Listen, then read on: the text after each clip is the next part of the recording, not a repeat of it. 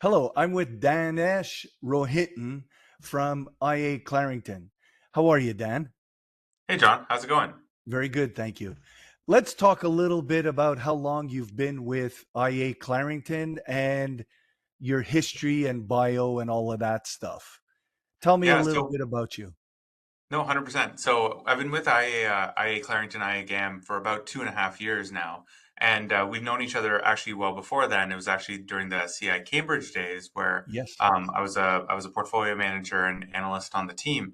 So I've been working in the industry for over 10 years in different capacities, covering financial services, Canada, US, global equities. And the more recent times, call it the last 7 years or so, I've been spending a lot more time on the global end. So really building out a core philosophy where you can stay invested across different market paradigms and regimes. Yep. And that's, I think, is the most important part of the conversation because staying invested in the market during what is normally noisy times for different reasons is really the keys to success. It's not about the factor exposure. It's not about any of that. It's about that time investment. So our job is to make it as easy as possible to make that possible. Exactly. So tell me, what funds do you manage at Clarington? So we manage about $6 billion across our entire suite of dividend strategies. We manage a Canadian dividend growth fund, which I think of it more as it's, and we can maybe get into this a little bit later. It's sort of the starting point for many, but I think it's the satellite strategy in my mind, as part of a core portfolio. So we run a Canadian dividend fund, a global dividend fund, which I think is the anchor tenant in anyone's core portfolio, and then a U.S. dividend fund, which is on the other end of the spectrum, which is a bit more growth oriented because of the nature of the US market. So 6 billion across our full suite. And managing those types of funds, how do you stay up to date with market developments and the trends that are going on or developing? So it's a bit of a job. It's a job that is all encompassing in your day to day life. So you really got to love it to really stay involved in it over time. And the reason I say that is the market's 24/7. We live in a world with a lot of information coming our way, whether it's at 2 a.m. in the morning or 2 p.m. in the afternoon. The market doesn't care about holidays, weekends, or anything like that. Canada Day was great, but the US market was open. So Exactly. at the end of the day, you have to love what you do. So it becomes really a rewiring of your brain. So you become the fact that you're passionate about this industry and learning is, I think, the key tenet of it. So you really take in information from all kinds of sources. We have proprietary research, we have third party research, we use expert networks, we rely on our connections and our networks as well. So it really comes at us from many different dimensions. But the Yep. core tenet in all of this is processing it, understanding when it applies, understanding when it's just noise. And that, I think, is the fundamental linchpin in today's markets. Tell me about this investment philosophy and the strategy that you use in general. Yeah, and I think it's really all encompassing, but I'll narrow my comments to global because I think it really speaks to the best of of what we bring to the conversation. Okay. So when we think about what we do, we really are organizing the world in what we think are coherent value chains and profit pool chains. So when you take a simple example, like let's take Apple because it's in the news more often than not. Of course. Apple is part of a deeper value chain across the mobile and semiconductor landscape. And Apple, in their a little corner, which is a multi-trillion-dollar corner, John, they dominate. So they dominate the profit pool there. So when we're looking at companies that supply to Apple, say the Skyworks and what have you, that sell a certain router, a certain modem, a certain part of the bill of materials of an iPhone, over time, Apple takes more of that. That's true for other industries that operate well as well.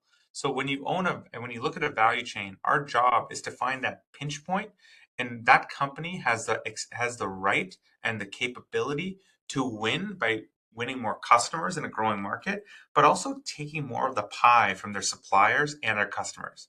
So to keep the Apple analogy going, Apple charges us more or takes a toll road on all the apps we use. So more time spent on the phone is more revenue for Apple because you get a 30% cut of that.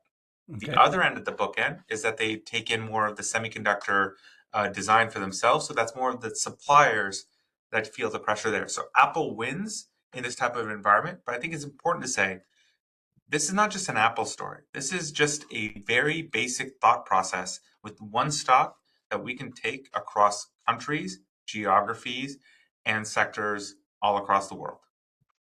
Interesting. Now, when looking at that, how do you apply risk management to the overall approach? Yeah, and I think the best way to think about it is that, we've talked about, I've said core a few times, staying Yep. invested a few times. Our job, especially, and once again, I'll stick with global dividend as the anchor. In this conversation, our job is to participate in growth markets, participate in value markets. And what that means is we avoid some of the peaks that may come in the market, but our hope is to also, as part of that bargain with you, to avoid some of the valleys as well.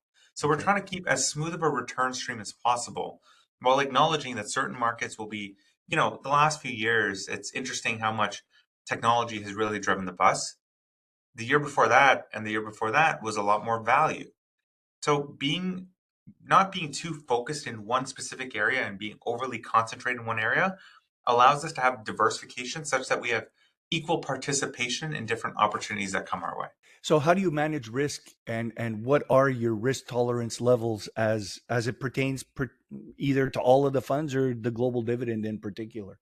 Yeah, and then maybe to take that core philosophy and drill it down into some numbers that you can chew on, and your clients can chew on, is really around the idea of we want to be a little bit lower beta than the rest of the market. So our U.S. dividend fund is lower beta than the S&P 500. Our global dividend fund is a little bit lower beta than the MSCI World, and our Canadian dividend fund is lower beta than the TSX as well.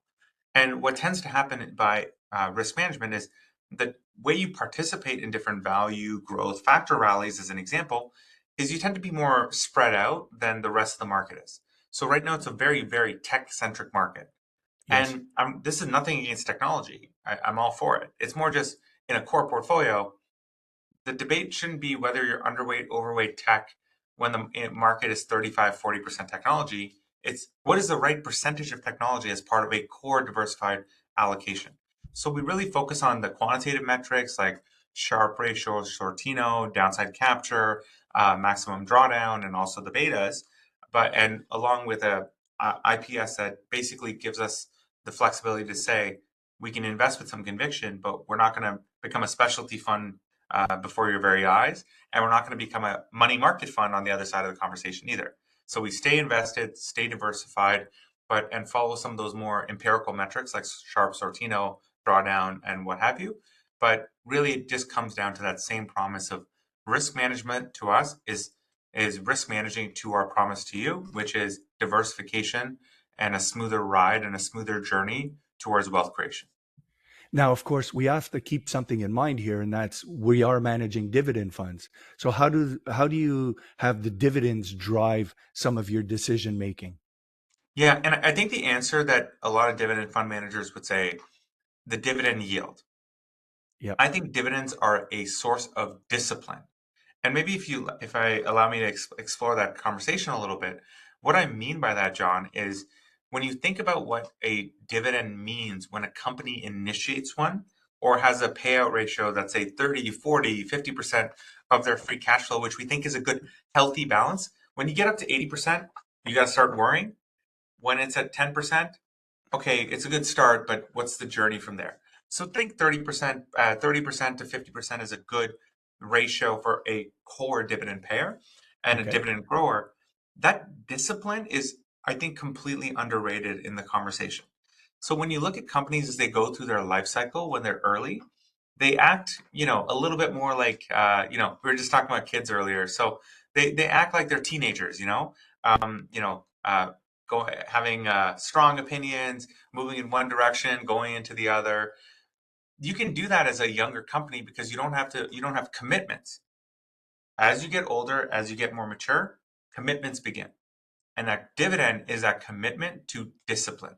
Because if you're paying out 30 cents of every dollar you earn, you're going to think twice before you look at that acquisition that you were hoping that you were dying to buy one day because you'll be disciplined on the price. It has to make sense from a cash flow basis. The second point is in terms of management thought process on a day to day budgeting basis, same thing. That shiny new factory you were thinking of building just because you wanted to build it, no, it has to make sense as part of the plan. So dividends offer income support. Fully appreciate that. I think the market does too. That's why dividend growth companies tend to outperform over time. But I think the discipline part is where I especially focus because it's management discipline, corporate discipline, and we tend to self-select ourselves into companies that have the right mix between cash flow growth, which funds these growing dividends, and also the discipline to make sure that they don't screw it up. So that discipline that you're talking about, that also applies to when you pull the plug on a company and you want to jump out. What are some of the key factors in making decisions like that? I think there's called the run of the mill discussion, which is, if this company is no longer offering any margin of safety relative to what we think its fair value is, then that's a classic case of, well, what are the other ideas that we have around the world? And to give you a live example of just something we were talking about yesterday during our team meeting, was we own we've been selling down our waste exposures, so waste management, waste connection specifically. We've been selling that down not because we don't like the company. It's just that it's basically fully valued. It's pricing in future acquisition growth in line and congruent with their history. So for there to be a greater margin of safety than there is today, they need to do big step function transformational deals. So we're basically taking our profits there and then moving it into other areas where there's a little bit more opportunity because not as much is priced into the stocks today. Because investing in stock markets is an expectations conversation along with the fundamentals conversation. So Of course. that's one type, John. The second point, and this is where mistakes happen, and which is we all make mistakes and we'll fully own all of ours. When we have what we call a man overboard moment, there are times when that is the right decision to actually hold on and average down. I think United Health more recently has been one of those examples where we think over time we'll be rewarded for that, although it's something where we have to fully re-underwrite the entire position that we have. There's Mm. other times where the facts on the ground have changed, and this is no longer the business that we thought it was. And that's when we actually exit the position, irrespective of the stock being up 20% or down 20%, and so on and so forth. So, structural thesis change, we want to really re underwrite there. And then the day to day, call it doing our day job, if you will. So, special dynamics versus run of the mill. Now, you said you went into a team meeting. How many people are you on the team to manage this money? Yeah, so across IGAM, there's about 250 of us across different asset classes, all the way from the private equity, private credit side to where I am, which is on the liquid public equity side. Yes. Our team directly call it our direct dividend research group. There's four of us together. Actually, many of us who came from CI, we all came as one group. But we have the rest of the organization, the other $125 billion of the organization to really tap into. So we really leverage them and they leverage us whenever the private equity team wants to use us and get what we know about the public markets and vice versa. So we share ideas, but our direct research team is about four. And that I'm sure can help also with costs because piggybacking off of each other can lower the cost of buying shares or other actions that need to be done in the fund. Is that correct? Yeah, the scale does help, and there's a good amount where you know scale can go to bureaucracy and scale, and you can also be subscale. So I think we're in a decent sweet spot where we can get the best vendor contracts, we can get access to the resources we need without it having to go to 10 investment committees before we can buy a position. So we're trying to maintain that entrepreneurial boutique element while having the scale and infrastructure that comes with a large organization.